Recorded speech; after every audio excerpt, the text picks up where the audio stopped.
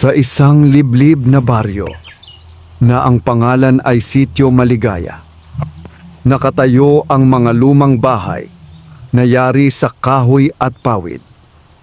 Sa araw-araw na pagsikat ng araw, maririnig ang tilaok ng manok, lagaslas ng ilog, at yabag ng mga taong papasok sa bukid. Ngunit sa isang sulok ng baryong iyon, may isang matandang babae na halos hindi na napapansin ng sinuman.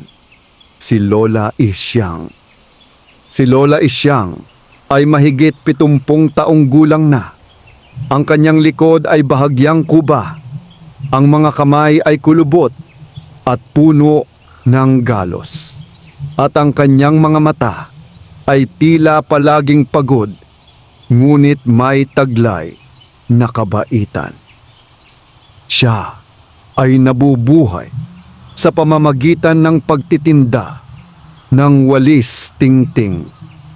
Mga walis na siya mismo ang gumagawa mula sa tuyong tangkay ng niyog at damong ligaw na kanyang pinupulot sa gubat.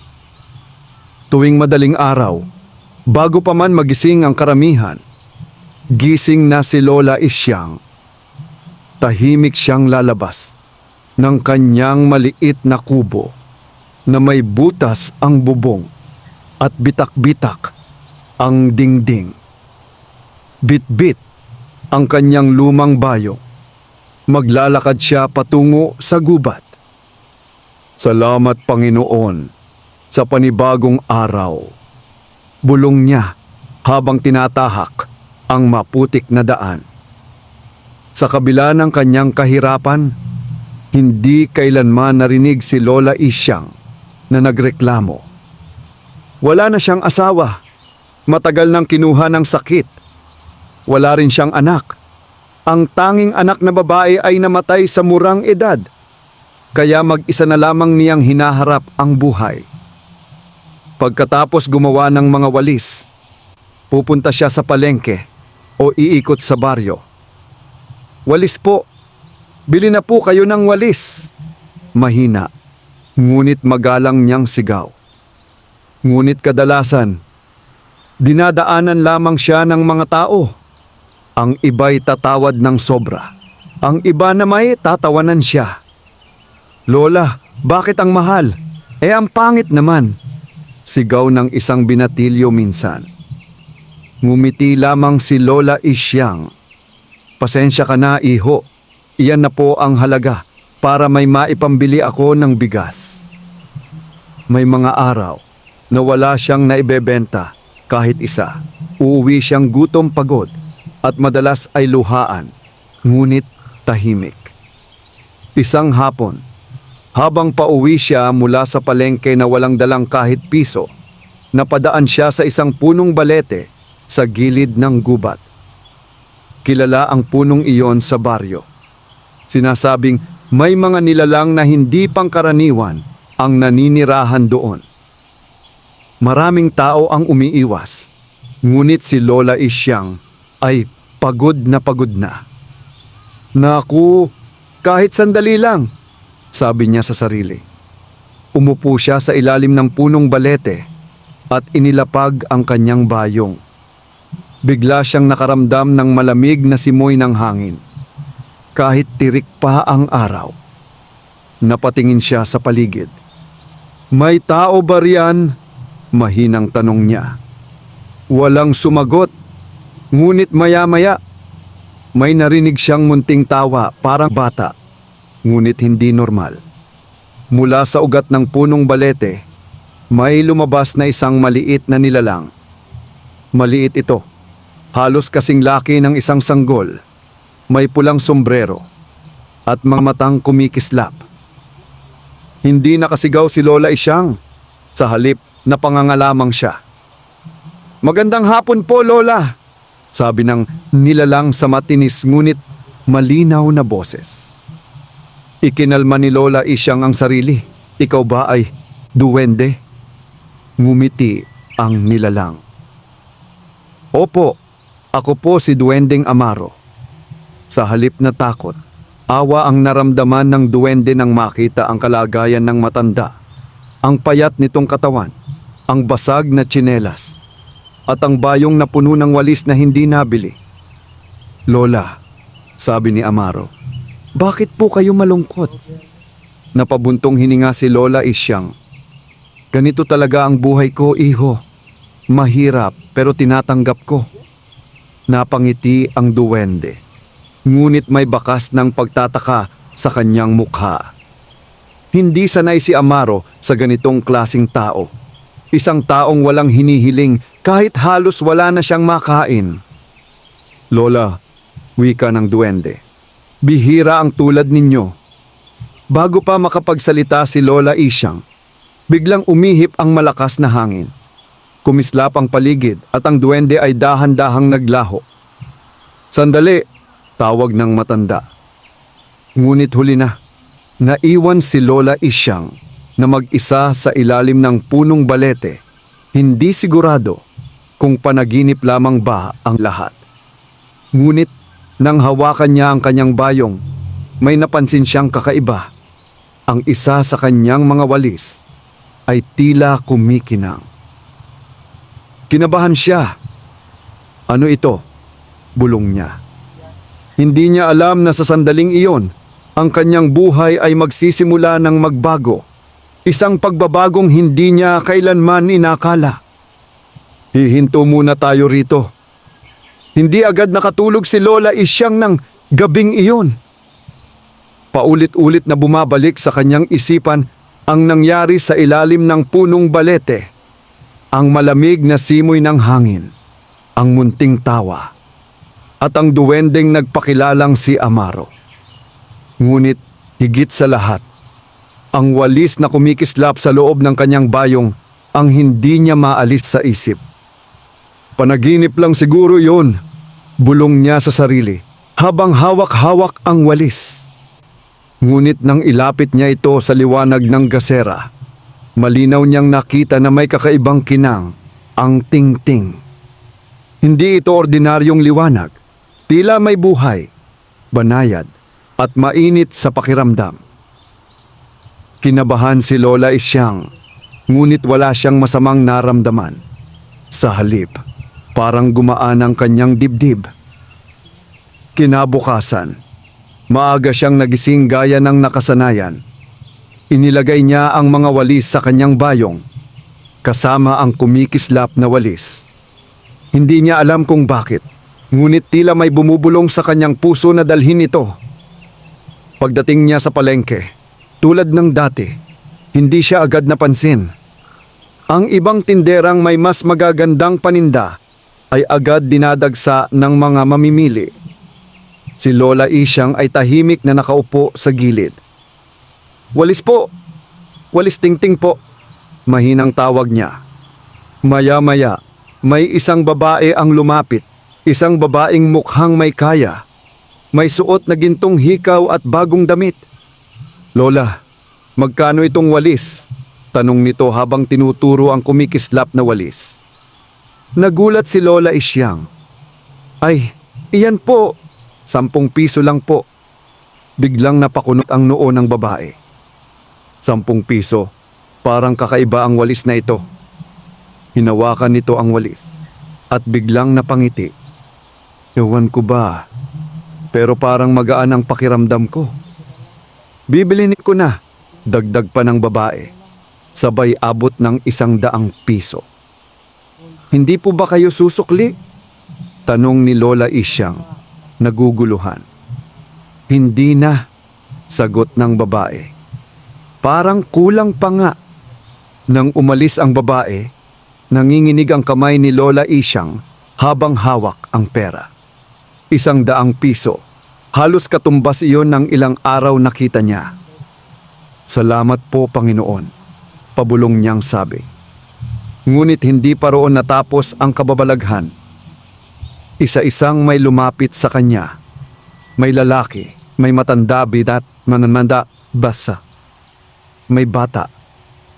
Lahat ay tila naaakit sa kanyang mga walis, lalo na sa mga nahawakan ng kumikislap na walis.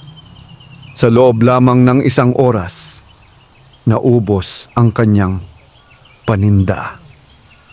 Hindi makapaniwala si Lola Isyang.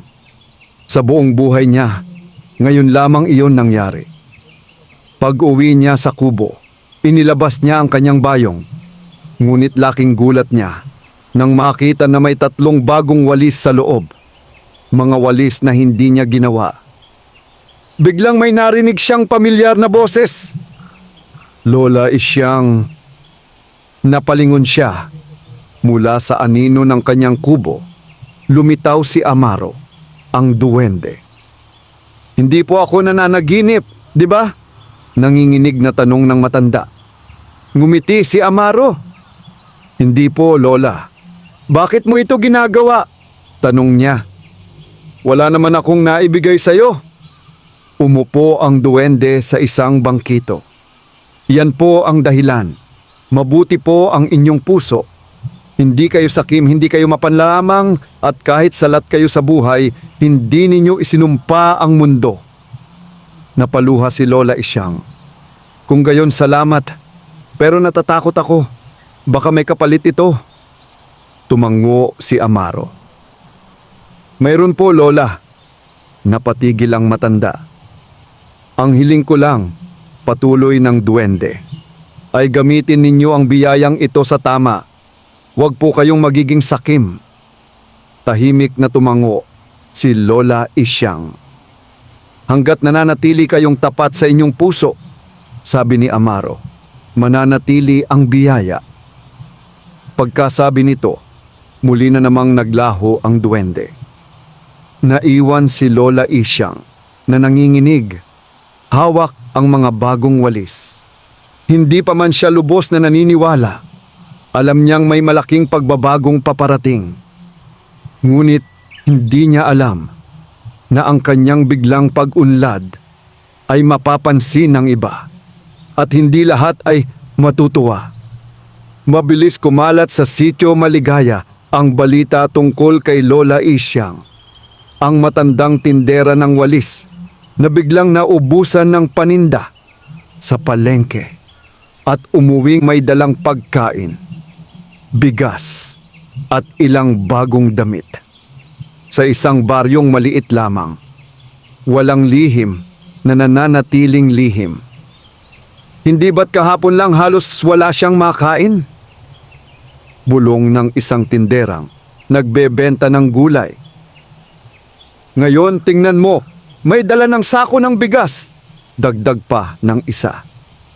Sa umpukan ng mga tsismosa, paulit-ulit na binabanggit ang pangalan ni Lola Isyang, ngunit hindi lahat ay may tuwang kasama ang pagbanggit. May mga matang puno ng inggit at pagdududa. Isa sa mga pinakainis ay si Aling Doray, isang kilalang masungit at mapagmataas na babae sa baryo. Siya ay may maliit na tindahan at matagal nang minamaliit si Lola Isyang. Hindi yan posible, mariing sabi ni Aling Doray habang nagkakape. May daya yan, baka may ginagawang kalokohan ang matandang yan. Kinabukasan, maagang nagising si Lola Isyang. Ngunit ngayong umaga, may kakaiba. Mas magaan ang kanyang pakiramdam at ang kanyang kubo ay tila mas maliwanag kahit wala namang pagbabago.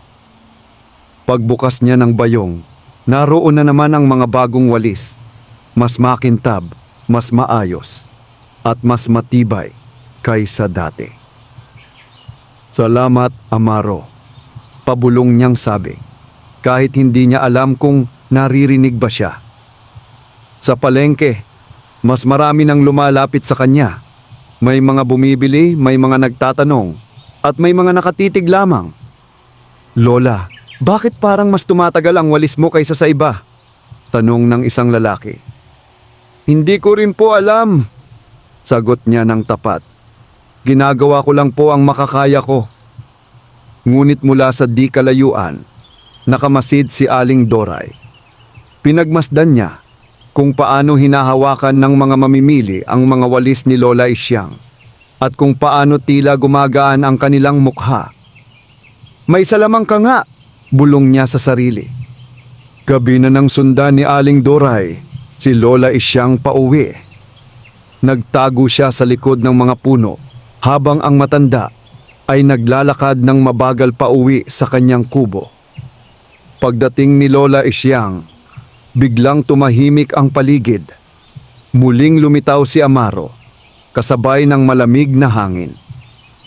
"Lola," sabi ng duwende, "may mga matang nagmamasid." Napatigil ang matanda. "Ano pong ibig ninyong sabihin?"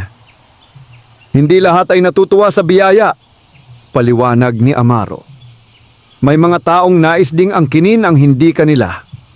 Kinabahan si Lola Isyang. "Ano po ang dapat kong gawin?" "Mag-ingat po kayo," sagot ng duwende. "At huwag kayong magbabago." Sa likod ng isang puno, napalunok si Aling Doray. Narinig niya ang boses, ngunit hindi niya makita kung kanino nagmumula. "May kausap siya," bulong niya. "Sigurado na ako may engkanto nga." Kinabukasan, may kumalat na tsismis. May kinakausap na engkanto, si Lola Isyang.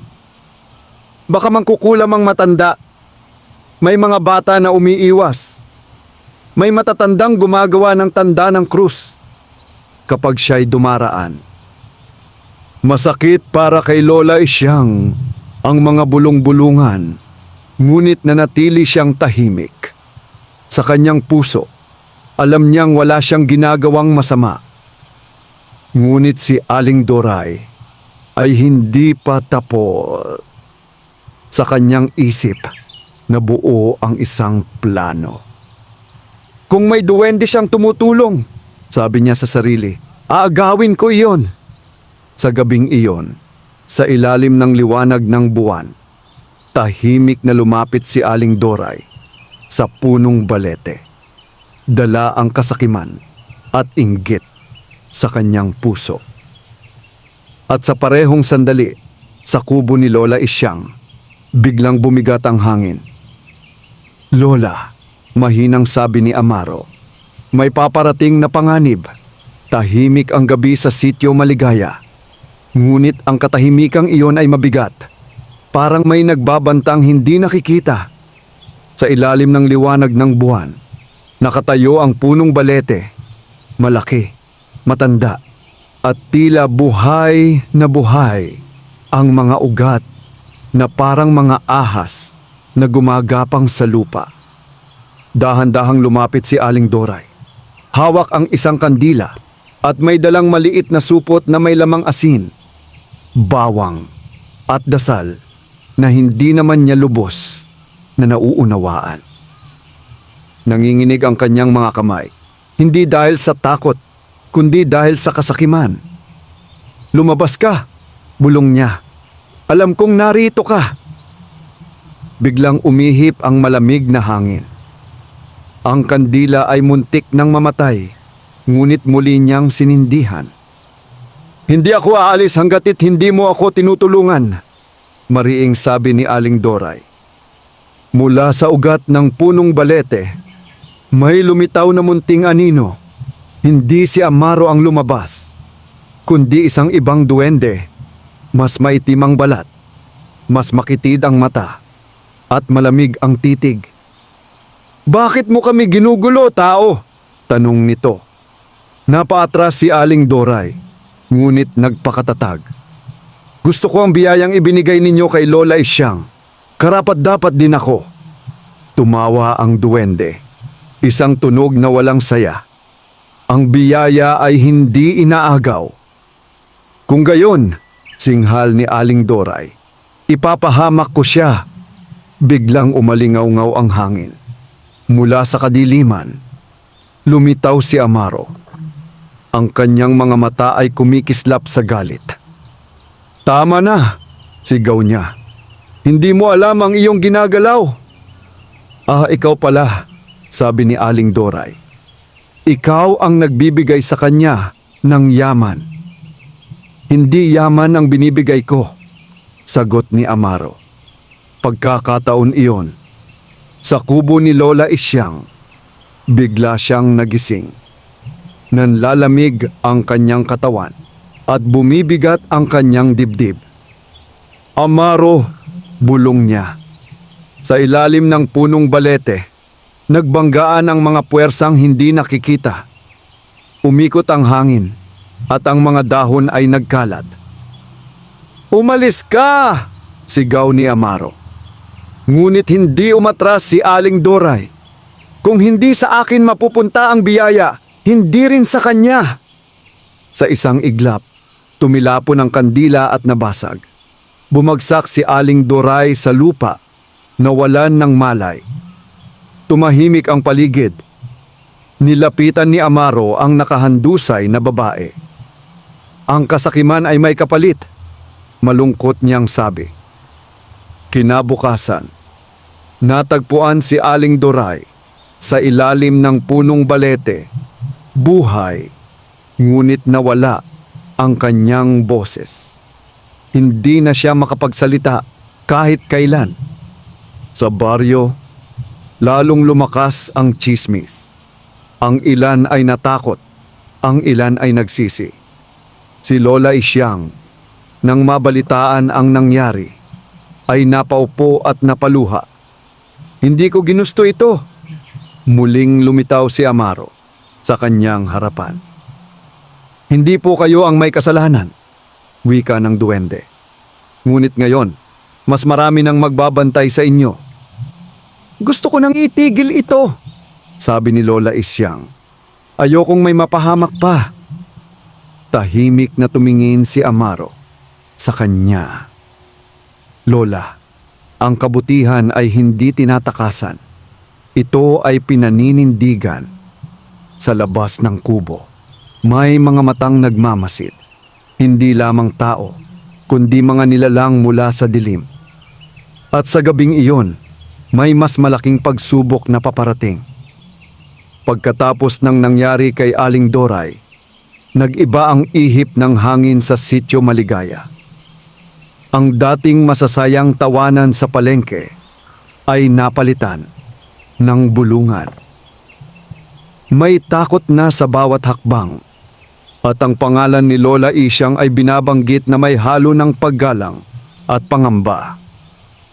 May mga umiiwas sa kanya, ngunit mas marami ang lihim na humahanga. Hindi siya masamang tao, sabi ng isang matandang lalaki. Baka nga siya ang pinoprotektahan ng langit.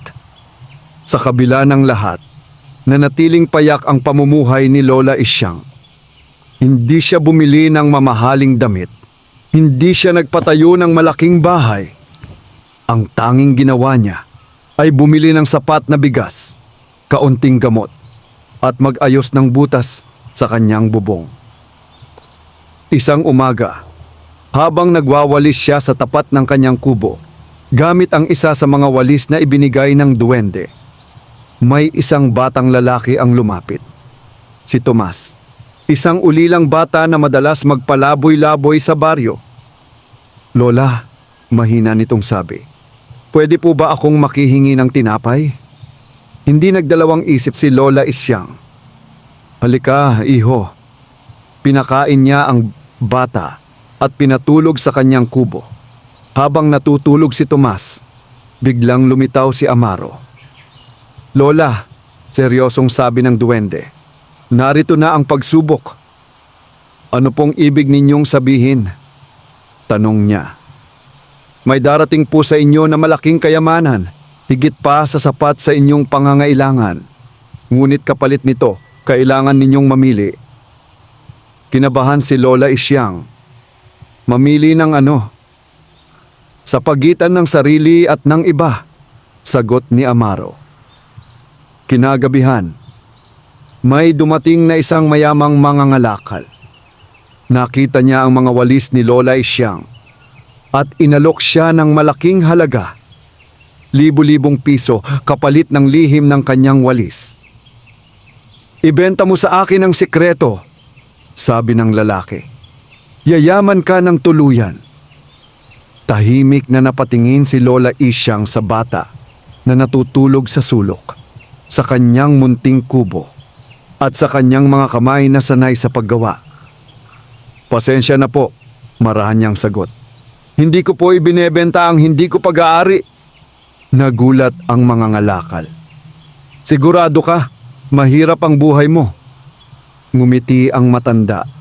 Mas mahirap ang mabuhay na walang konsensya.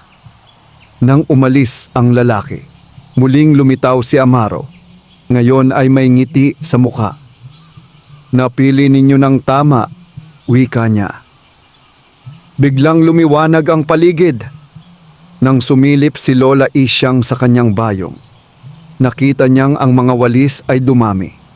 Ngunit higit pa roon, may nakita siyang gintong butil na parang palay. "Ano ito?"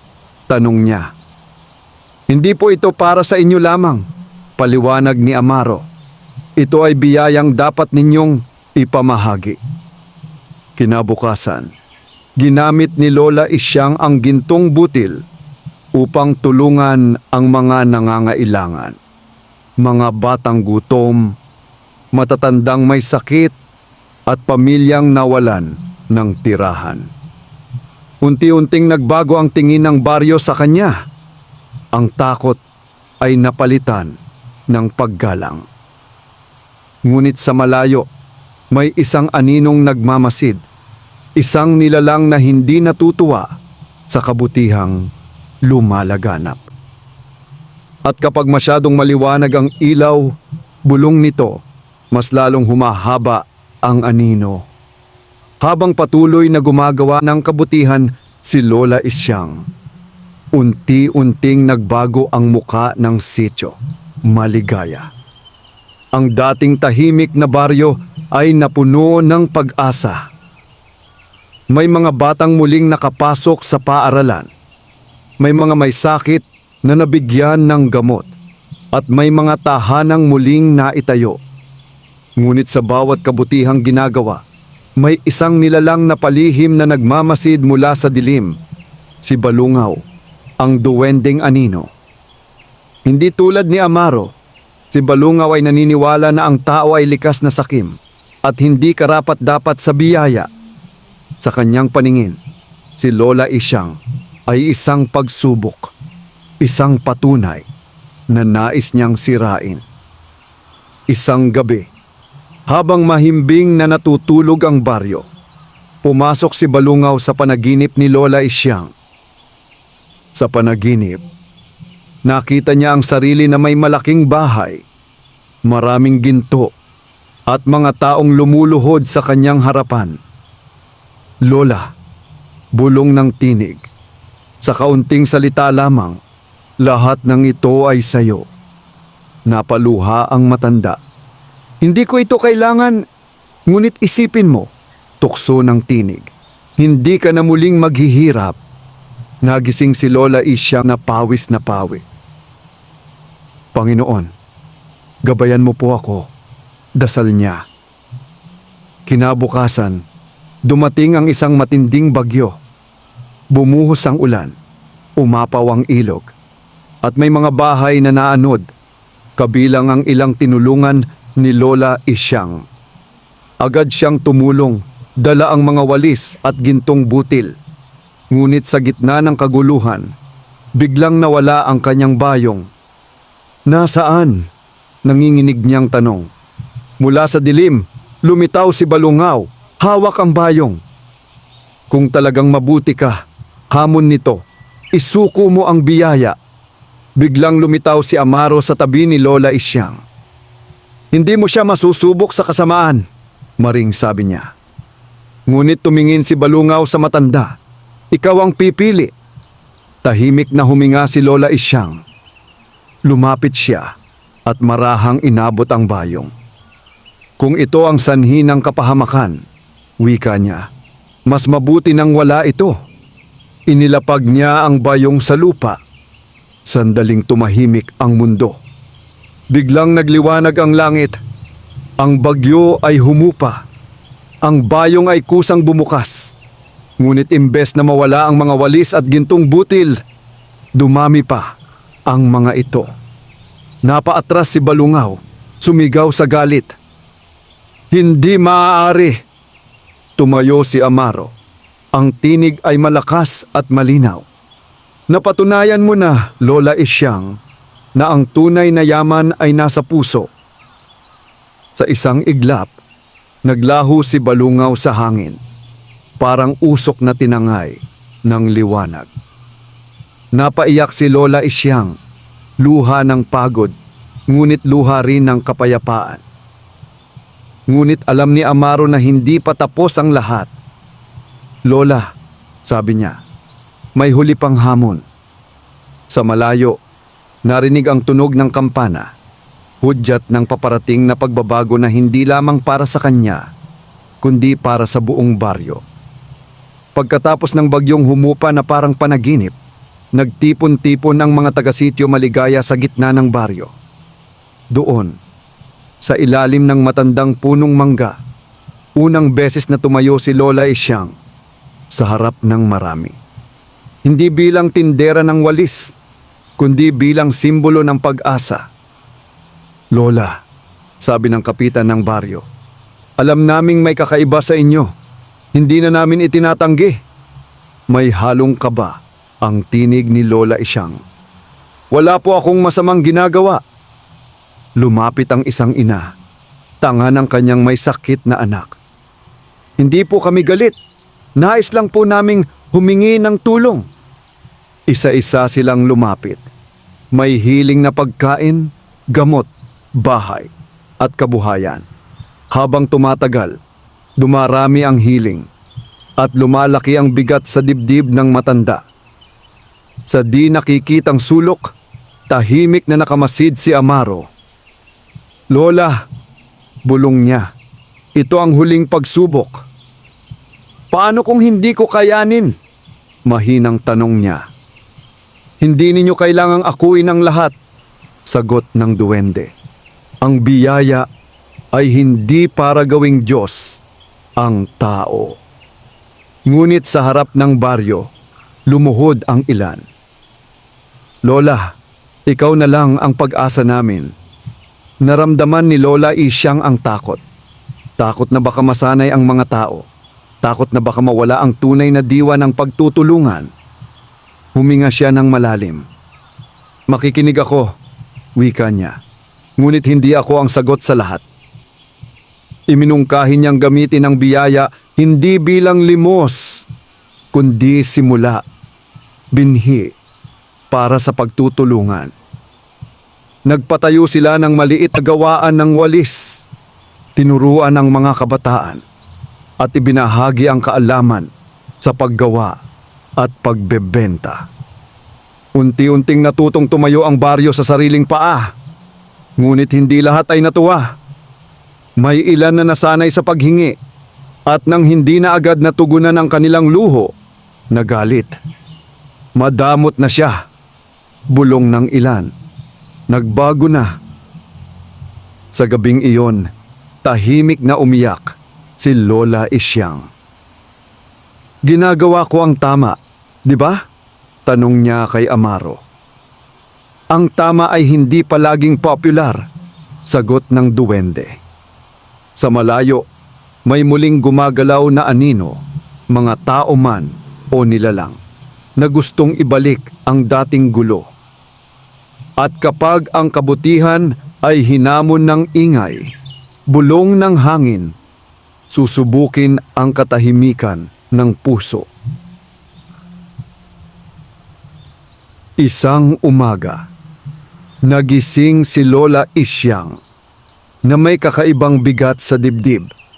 Tahimik ang paligid, masyadong tahimik. Walang huni ng ibon, walang lagaslas ng hangin, parang huminto ang mundo. Dahan-dahan niyang binuksan ang kanyang bayong. Walang laman.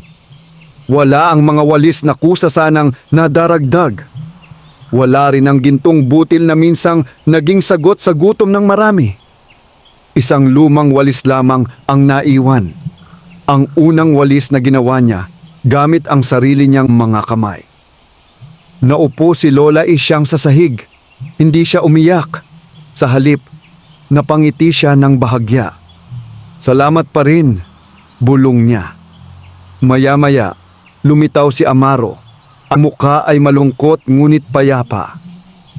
Lola, sabi niya, dumating na ang oras. Oras ng ano? Tanong niya. Oras na malaman kung sino kayo kahit wala na ang biyaya. Lumabas si Lola Isyang at naglakad papunta sa gawaan ng walis na itinayo ng baryo. Ngunit laking gulat niya, sarado ito. Ang ilan sa mga tao ay nag-aaway. Wala na ang biyaya, wala na ang tulong, sigaw ng isa. Bakit pa tayo magtutulungan? Sigaw ng iba. Tahimik na lumapit si Lola Isyang. Hawak ang lumang walis. Nagsimula siyang magwalis sa gitna ng bakuran. Tulad ng dati, bago pa man dumating ang mga himala. Unti-unting tumigil ang mga tao. Lola, sabi ng isang kabataan, kahit wala na ang biyaya, tinutulungan mo pa rin kami? Ngumiti siya. Ang kabutihan ay hindi nawawala kapag nauubos ang biyaya.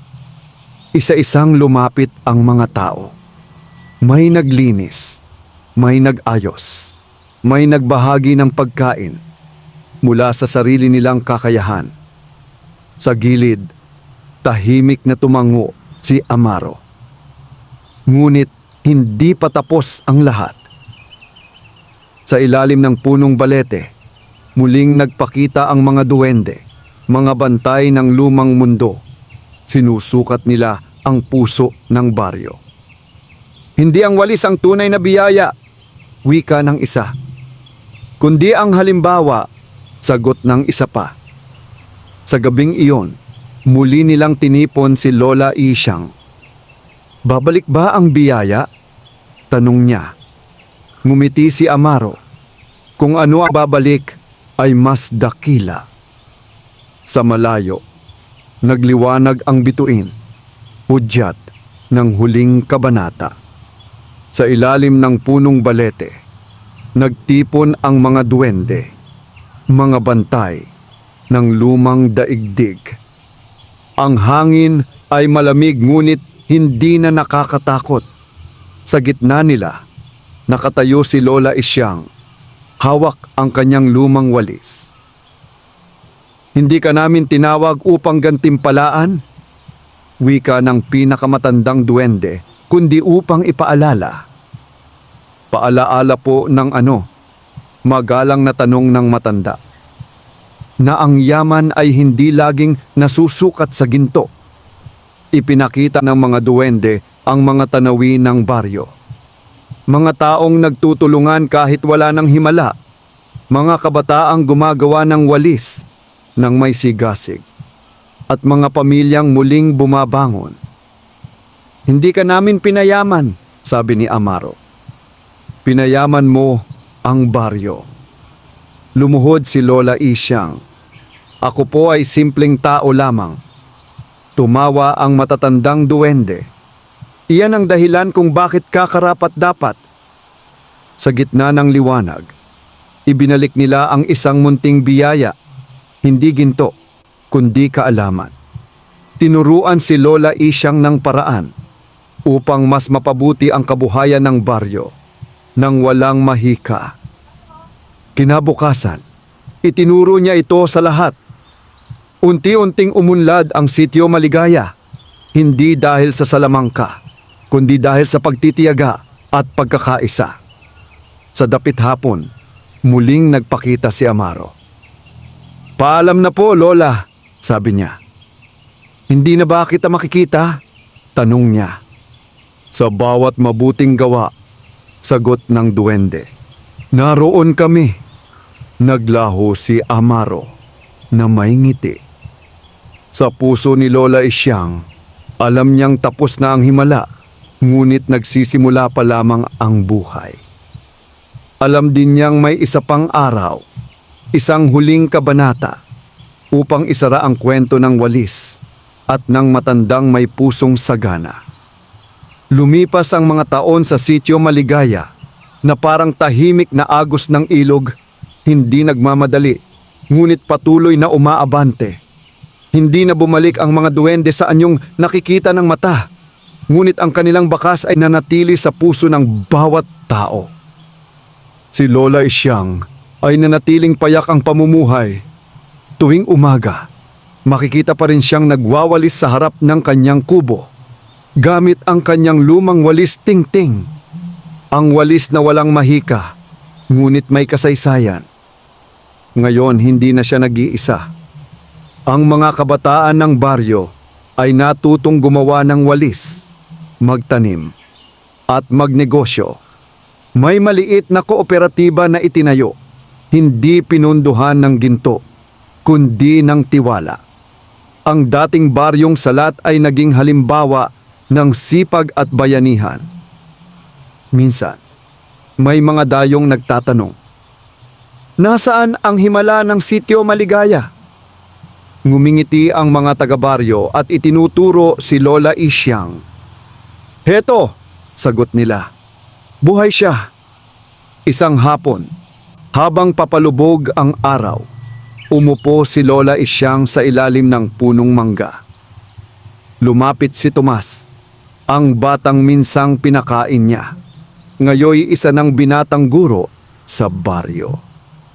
"Lola," sabi niya, "dahil sa inyo, marami kaming natutong tumayo sa sarili naming paa." Hinawakan ni Lola Isyang ang kamay ng binata. "Huwag mo akong pasalamatan. Ipagpatuloy mo lang ang kabutihan." Sa huling gabi ng kanyang buhay, mahimbing na natulog si Lola Isyang. Walang sakit, walang takot. Sa kanyang panaginip, muling lumitaw si Amaro, kasama ang liwanag ng mga bituin. "Handa na po kayo!" wika ng duwende. Ngumiti si Lola Isyang. Matagal na. Kinabukasan, natagpuan siyang payapang nakahiga, may ngiti sa labi, hawak ang lumang walis. Hindi nagluksa ang baryo ng matagal. Sa halip, ipinagpatuloy nila ang kanyang iniwan. At sa tuwing may batang nagwawalis ng bakuran, may matandang tumutulong ng walang hinihinging kapalit. May pusong pinipiling maging mabuti, kahit mahirap, sinasabi ng mga matatanda. Hindi nagtatapos ang aral sa pagkamatay ni Lola Isyang. Sa bawat tahanan ng sitio Maligaya, may naiwan siyang bakas. Hindi nakikita, ngunit nadarama. Natutuhan ng mga tao na ang tunay na yaman ay hindi bigla ang dumarating at hindi rin basta nawawala. Ito ay nabubuo sa araw-araw na pagsisikap, katapatan, at pagmamahal sa kapwa. Ang himala ay hindi laging nagmumula sa duwende, sa mahika o sa ginto. Minsan, ang himala ay isang taong hindi sumuko kahit wala nang natitira para sa sarili. Itinuro rin ng kwento na ang kasakiman ay may kapalit na kapahamakan. Ang kabutihan, kahit tahimik, ay lumalago at bumabalik sa maraming anyo. Ang tulong na nagbibigay daan sa pagtayo ng kapwa ay mas mahalaga kaysa tulong na nagdudulot ng pag-asa lamang sa iba. At higit sa lahat, ipinakita ng buhay ni Lola Isyang na hindi kailangang maging mayaman upang maging pagpapala. Sapat nang maging tapat sa puso at matuwid sa gawa. Hanggang ngayon sinasabi ng mga matatanda sa baryo, kung nais mong baguhin ang buhay, magsimula ka sa isang mabuting gawa kahit kasing liit, ng isang walis ting-ting. Wakas,